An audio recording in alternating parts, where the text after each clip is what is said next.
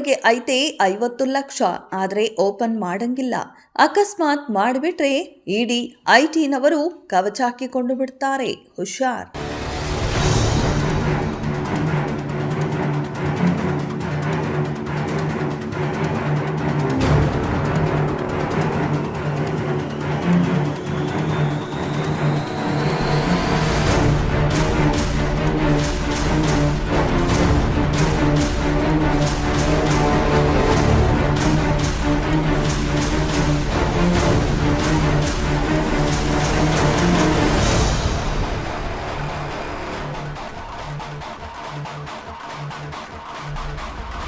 ಎಂತೆಂಥ ಕಾಲ ಬಂದುಬಿಡ್ತು. ಐಟಮ್ ಇಡೋಕೆ ಅಂತಾನೆ ಒಂದಷ್ಟು ಜನ ಇರ್ತಾರೆ. ಇನ್ನು ನಾಮ ಹಾಕಿಸ್ಕೊಳ್ಳೋಕೆ ಅಂತಾನೆ ಇನ್ನೊಂದಷ್ಟು ಜನ ಕ್ಯೂನಲ್ಲಿ ಇರ್ತಾರೋ ಏನೋ. ಜನ ಮರಳೋ ಜಾತ್ರೆ ಮರಳೋ ಗೊತ್ತಿಲ್ಲ. ಕಾಲ ಬಾರಿ ಕೆಟ್ಟೋಗದೆ. ಇಷ್ಟೆಲ್ಲ ಪೀಟಿಗೆ ಯಾಕೆ ಅಂತೀರಾ? ಕಬ್ಬಿಣದ ಪೆಟ್ಟಿಗೆ ತೋರಿಸಿ ಹಣ ದುಪ್ಪಟ್ಟು ಮಾಡಿ ಕೊಡೋದಲ್ಲದೆ ಕಡಿಮೆ ಬೆಲೆಗೆ ನಿವೇಶನ ಕೊಡಿಸ್ತೇನೆ ಅಂತ ನಂಬಿಸಿ ವ್ಯಕ್ತಿಯೊಬ್ಬನಿಂದ 50 ಲಕ್ಷ ರೂಪಾಯಿ ಪಡೆದು ಉಂಡೆನಾಮ ಇಕ್ಕಿದ ವಂಚಕನನ್ನ ಸದ್ಯ ಕೋಲಾರ ನಗರದ ಸೈಬರ್ ಕ್ರೈಮ್ ಅಪರಾಧ ವಿಭಾಗದ ಪೊಲೀಸರು ಬಂಧಿಸಿದ್ದಾರೆ.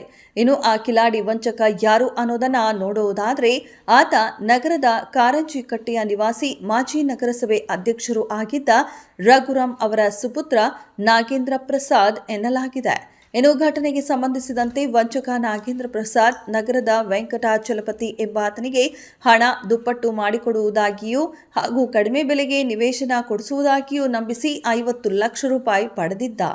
ಎಷ್ಟು ದಿನಗಳು ಕಳೆದರೂ ಹಣ ವಾಪಸ್ ಕೊಡದೆ ಆರೋಪಿ ನಾಗೇಂದ್ರ ಪ್ರಸಾದ್ ಸಬೂಬು ಹೇಳುತ್ತಲೇ ಕಾಲ ಕಳೆಯುತ್ತಿದ್ದ ಎನ್ನಲಾಗಿದ್ದು, ಹಣ ಕೊಟ್ಟ ವೆಂಕಟಾಚಲಪತಿಯ ಕಾಟ ಹೆಚ್ಚಾದಾಗ ಮಾಂಡ್ರಕ್ ಐಡಿಯಾ ಮಾಡಿದ ನಾಗೇಂದ್ರ ಪ್ರಸಾದ್ ಭದ್ರಪಡಿಸಿದ್ದ ಟ್ರಂಕ್ ಒಂದನ್ನು ನೀಡಿ, ಇದರಲ್ಲಿ 50 ಲಕ್ಷ ರೂಪಾಯಿ ಇದೆ, ಇದನ್ನು ನಾನು ತಿಳಿಸುವವರಿಗೆ ಓಪನ್ ಮಾಡಬೇಡ, ಹಾಗೊಂದು ವೇಳೆ ಏನಾದ್ರೂ ನೀನು ಓಪನ್ ಮಾಡಿದ್ರೆ ಇದು ಸೆನ್ಸಾರ್ ಸೂಟ್ ಕೇಸ್ ಸಾಗಿಸಿರುವುದರಿಂದ ತಕ್ಷಣವೇ ಜಾರಿ ನಿರ್ದೇಶನಾಲಯದವರಿಗೆ ಹಾಗೂ ಲೋಕಾಯುಕ್ತರಿಗೆ ಮಾಹಿತಿ ತಿಳಿಯುತ್ತದೆ ಎಂದು ತಿಳಿಸಿ ನೀಡಿದ್ದ ಎನ್ನಲಾಗಿದೆ.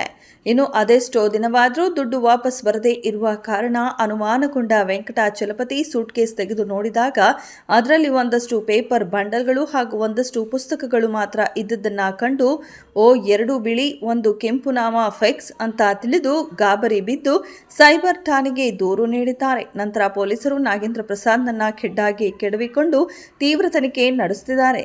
ಇನ್ನು ಜಿಲ್ಲಾ ರಕ್ಷಣಾಧಿಕಾರಿ ನಿಖಿಲ್ ಅವರು ಆರೋಪಿ ನಾಗೇಂದ್ರ ಪ್ರಸಾದ್ ಮಾಡಿರುವ ವಂಚನೆಯ ಬಗ್ಗೆ ವಿವರಿಸಿದ್ದಾರೆ.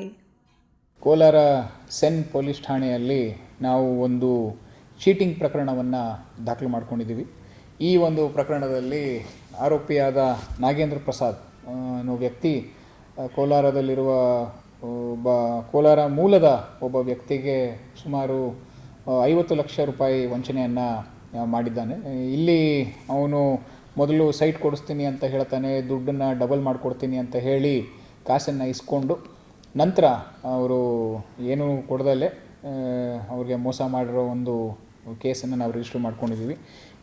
ಇದಲ್ದಲೇ ಅವರು ಕೊನೆಗೆ ದುಡ್ಡು ಕೊಡ್ತೀವಿ ಅಂತ ಹೇಳಿ ಒಂದು ಟ್ರಂಕನ್ನು ಕೊಡ್ತಾನೆ ಯಾರು ವಿಕ್ಟಿಮ್ಗೆ. ಟ್ರಂಕನ್ನು ಕೊಟ್ಟು ಇದರಲ್ಲಿ 50 ಲಕ್ಷ ರೂಪಾಯಿ ಇದೆ, ಅದನ್ನು ಸೀಲೆಲ್ಲ ಮಾಡಿದ್ದೀನಿ, ನಾನು ಯಾವಾಗ ಹೇಳ್ತೀನೋ ಆವಾಗ ಓಪನ್ ಮಾಡು, ಅಲ್ಲಿ ತನಕ ಓಪನ್ ಮಾಡಬೇಡ ಅಂತ ಒಂದು ವಿಚಾರವನ್ನು ಹೇಳಿ ಒಂದು ಟ್ರಂಕನ್ನು ಅವನಿಗೆ ಹಸ್ತಾಂತರ ಮಾಡಿ ಹೋಗ್ತಾನೆ. ನಂತರ ಈ ಟ್ರಂಕನ್ನು ತೆಗೆದು ನೋಡಿದಾಗ ಬರೀ ಪುಸ್ತಕಗಳು ಇರ್ತವೆ, ಬೇರೆ ಏನು ಇರೋದಿಲ್ಲ. ಇದೇ ರೀತಿ ಅವರು ಹಲವಾರು ಮಂದಿಗೆ ಕೋಟ್ಯಾಂತರ ರೂಪಾಯಿ ಫ್ರಾಡನ್ನು ಮಾಡಿದ್ದಾರೆ. ಅದೇ ನಿಟ್ಟಿನಲ್ಲೇ ನಮ್ಮ ತನಿಖೆಯನ್ನು ನಾವು ಮುಂದುವರಿಸ್ತಾ ಇದ್ದೀವಿ.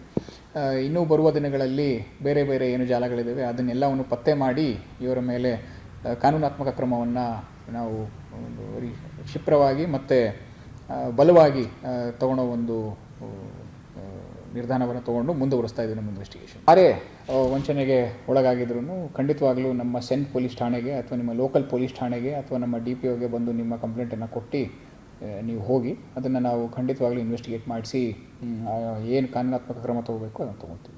ನಾಗೇಂದ್ರ ಪ್ರಸಾದ್ ಇನ್ನೂ ಒಂದು ಪ್ರವೃತ್ತಿಯನ್ನು ಬೆಳೆಸ್ಕೊಂಡಿದ್ದ. ಅವನು ಒಂದು ಟ್ರಂಕನ್ನು ಕೊಟ್ಟು ಆ ಟ್ರಂಕ್ ಒಳಗೆ ಸೆನ್ಸರ್ ಇರುತ್ತೆ, ಲೋಕಾಯುಕ್ತಗೆ ಎಲ್ಲರಿಗೂ ಗೊತ್ತಾಗುತ್ತೆ, ನೀವು ಈ ಟ್ರಂಕನ್ನು ನಾನು ಸೀಲ್ ಮಾಡಿದ್ದೀನಿ, ಅದಕ್ಕೆ ಸೆನ್ಸರ್ ಇರೋದ್ರಿಂದ ಓಪನ್ ಮಾಡಬೇಡಿ ಅಂತ ಎಲ್ಲ ಹೇಳಿ ಮೋಸ ಮಾಡಿರ್ತಾನೆ.